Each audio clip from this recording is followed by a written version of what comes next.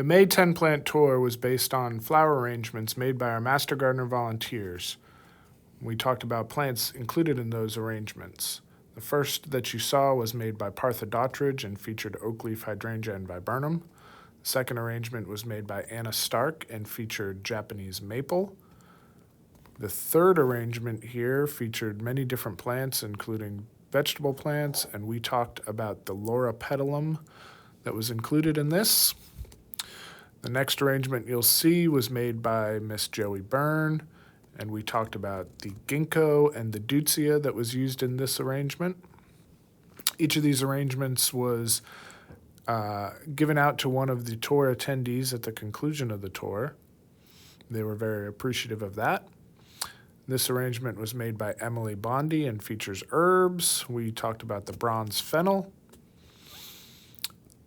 The next arrangement was made by Gail Atnes, and we talked about the blueberries that she used in this arrangement. And the final arrangement that you'll see in just a minute was made by Sammy Crumley, and we talked about abelia and spirea that were included. We're very appreciative of all the Master Gardener volunteers and their creativity in making these arrangements for the tour.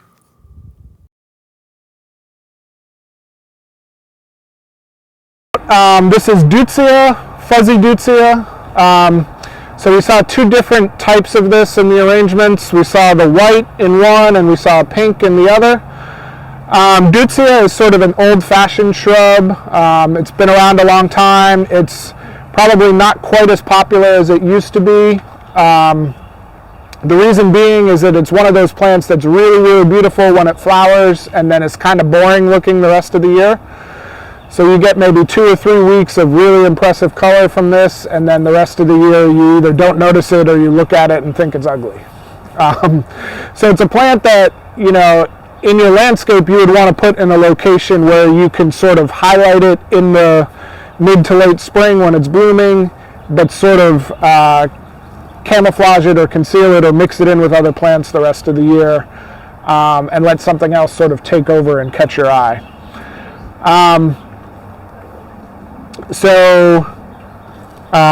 It will get maybe a little bit taller than this one. This one's shaded a little bit, so maybe 10 to 12 feet tall, about the same width.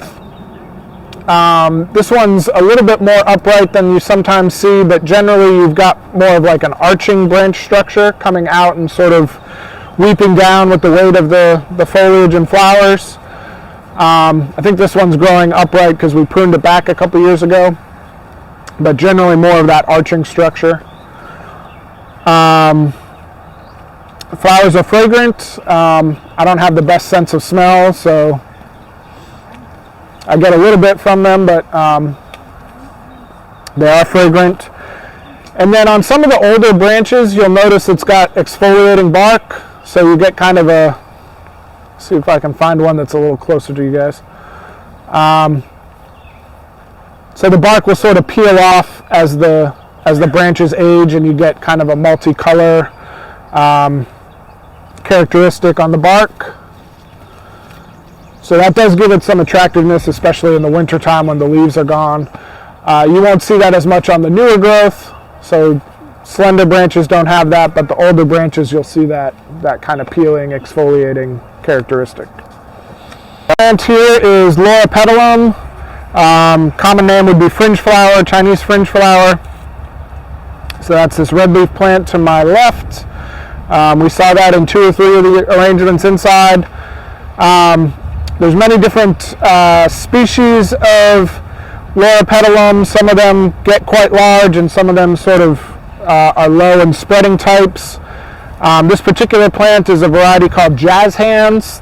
It's really an interesting plant because it's variegated, but the variegation doesn't show up until the leaves are fully mature. So you don't see it on this older, or on this newer growth rather, but you'll see it on some of the older leaves. So these are green and white, obviously, but you'll see red and white variegation when these get a little bit more maturity to them. So in another month or two, you'll see that. Backwards from how a lot of variegated plants operate. A lot of times variegated plants will come out looking really spectacular in the spring, and then they'll sort of revert to a little bit more of a typical green color, or a little bit, less sharp variegation as the season progresses. So this one kind of works in the opposite. They're sort of a semi-evergreen plant, so in a really cold winter they'll lose almost all of their leaves, but in a mild winter they'll hold on to a lot of them. And so the time they flower is kind of interesting because it's right before, it's right at the point where the leaves are kind of at their oldest stage, right? Their final curtain call, if you will. So sometimes this plant can look a little ragged and kind of rough looking at that stage.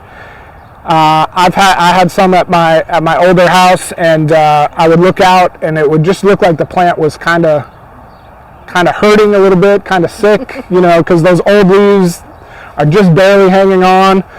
And then right when those leaves look their worst is right when the flowers pop. So I look out one day and it looks terrible, and then 3 days later it's in full bloom and it looks great again. Yeah. I didn't know we had passion flower growing on here. Is this a volunteer or did we plant this? It probably came from over there because mine died over there. Huh. All right, so there's another false cypress here. And we have the Japanese umbrella pine. I talked about Japanese umbrella pine last month, so I'm not going to talk about that much here, but it was featured in one of the arrangements, so I want to point it out. The plant that I will talk about here is the blueberry, and I think we had 2 arrangements that had blueberry in it. We all know blueberry, the fruit, of course, very popular fruit that everybody loves, or most people love. But blueberry plants are really kind of an underappreciated ornamental plant, I think. Have a really pretty bloom in the spring. The berries themselves are colorful, of course, for a long period in the late spring, early summer. They've got great fall color. And even the leaves kind of in their normal state are kind of interesting because they're ripening. They start out kind of that grayish green, similar to the foliage, and then of course they turn blue with maybe some red or purple in between. So just a really powerful, dynamic ornamental plant, and that's why I think it was picked for those 2 arrangements that featured it. Blueberries, at least this particular species, are native to North Carolina. So this is Vaccinium ashii, or rabbit eye blueberry. So those are native to North Carolina and the Southeast in general. Rabbit eye blueberries will generally get 8 to 12 feet tall, maybe 6 to 10 feet wide.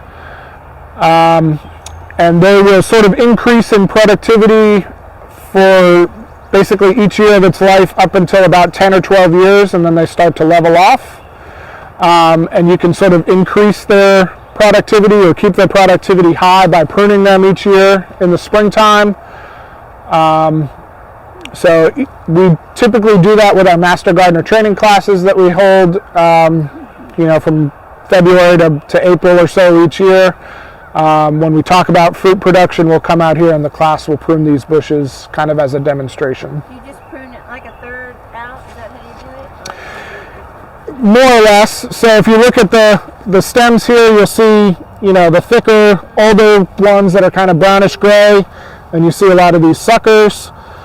We don't leave all the suckers in, but kind of each year we'll take out maybe a quarter to a third of those older branches and let some of the suckers come and kind of replace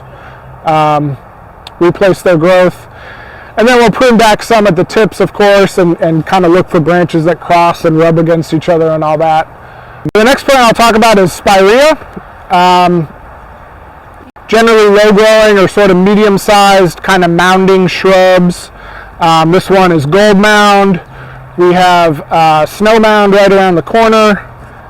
There's a few other varieties of spirea throughout the Arboretum, so I'll point those out as we go. But these are nice ornamental plants, kind of a light, kind of soft flower at the top. This one's got kind of that chartreuse yellow foliage color that contrasts nice with the flowers. The one around the corner has essentially the same flower color, maybe slightly darker, but the foliage is more of a traditional green color.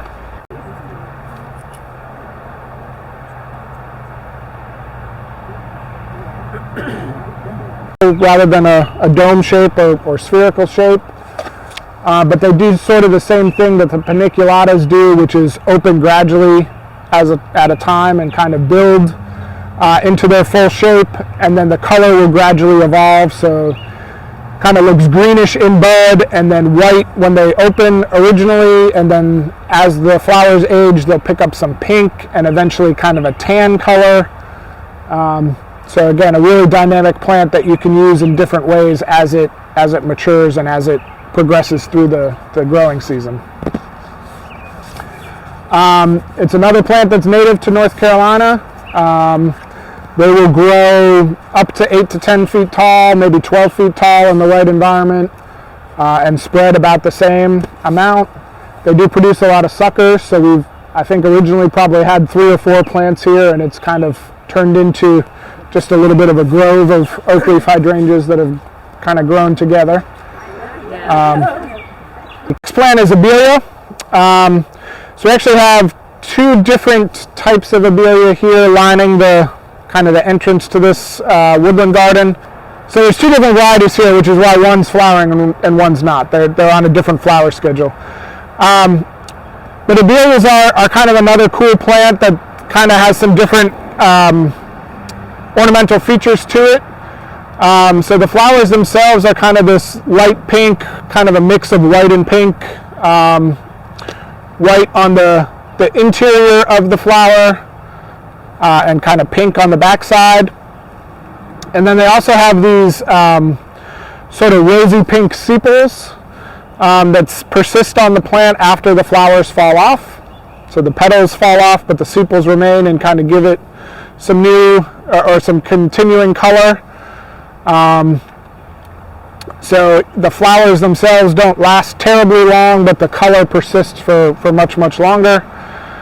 And these will flower generally heavily in the mid to late spring, and then kind of sporadically throughout the rest of the year. They are another semi-evergreen plant, so they will lose a lot of this foliage during the winter time, but usually not all of the foliage unless it's a really, really cold winter. But a lot of the newer varieties are lower growing, and a lot of them also have variegation in the leaves. So there's one called Kaleidoscope that's kind of like yellow, green, and red mixture on the leaf.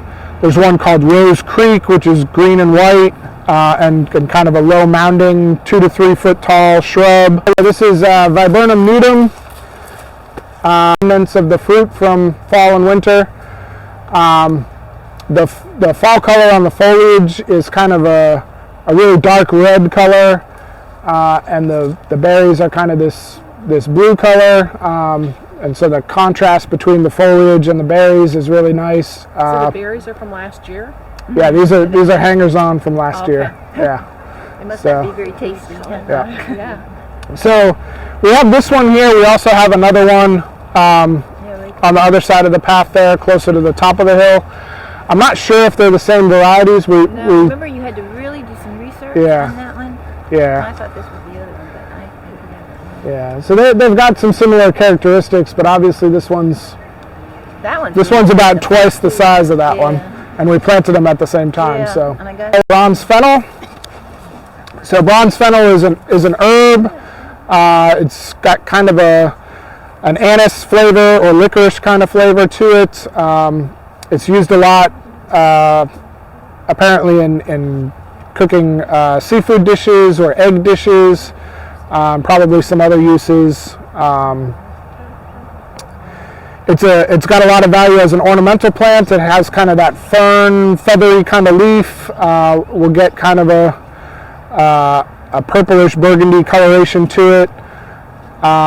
And it's in the pollinator garden because certain types of swallowtail butterflies really love this plant.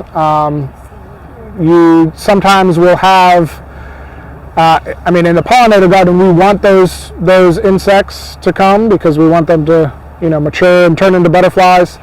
Sometimes the caterpillars in a garden situation could be considered pests because they will do a lot of feeding in their larval stage, their caterpillar stage. So if you're growing the plant to harvest it and use it in cooking, you can maybe get frustrated by their feeding. Ginkgos are native to Japan, but have been grown in the United States for many, many years. Ginkgos are a really, really cool plant. So they're sometimes considered a dinosaur among trees or a prehistoric plant. They've been around for a very, very long time. They have some very unique features to them. So if you can reach a leaf, I want you to pick off one leaf and take a look at it. When we teach plant identification classes, one of the characteristics that we teach people to look for is the arrangement of the veins on the leaves. So most plants have veins that run parallel to the shape of the leaf itself. So if you think of a grass, it's got long, slender leaves, and all the veins are kind of parallel to the outline of the blade of grass, right? So that's called parallel venation. Most plants either have that type of venation or they have palmate venation, which is where they all evolve from one singular spot, and there's usually 5 or 7 veins that kind of transverse that from that one origin spot. So if you think of a maple leaf, you've got five main veins that go to the 5 points of a maple leaf, right? So from an identification standpoint, we teach people to look for the way those veins are arranged. Does it have parallel veins or does it have palmate veins? Ginkgo is the only woody plant that has what's called fane venation. So it's kind of similar to that palmate concept, except there's more than 5 or 7 of those main veins. They essentially are hundreds of veins that run from that same origin spot, right? And the leaf itself is sort of shaped like a fan, right? So very unique among plants for that kind of nerdy botanical classification. This is a really popular ornamental plant in Japan because of not so much its flower color, but its fall color. This has like golden yellow fall color. And the leaves tend to all fall in a very short period of time. So within 2 to 3 to 5 days of each other, all the leaves on the tree will come to the ground. So it's almost like it's raining golden snow, right? So you get gold on the leaves, and then one day you come out and they're all on the ground under the tree. And Japanese gardens are filled with the kind of plants that have those kind of fleeting bursts of color that change, from season to season or time to time. So you see a lot of ginkgos used in those traditional Japanese gardens because of that specific characteristic. Is Japanese maple. There's thousands of different varieties of Japanese maple, and they're all different in terms of the shape of the plants and the coloration and the shape of the leaf. I know that Anna used this one specifically, so this is the one we're going to talk about. Although I think she's got 2 different varieties in her arrangement. I'm not sure what the second one is. Is a green leaf one, but I don't think it's this.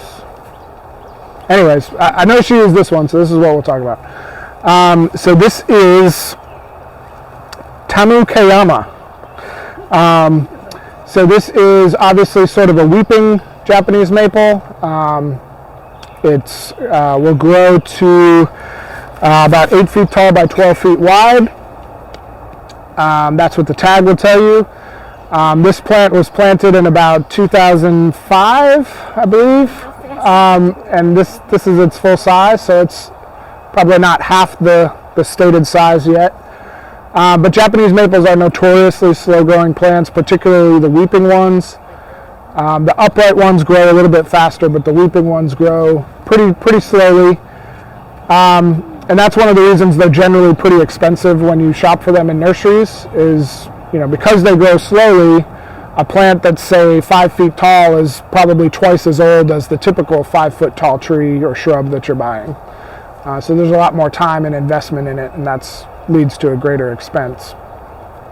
But, these are a beautiful, beautiful plant, really nice lobing and serration on the leaves, really fine leaf texture.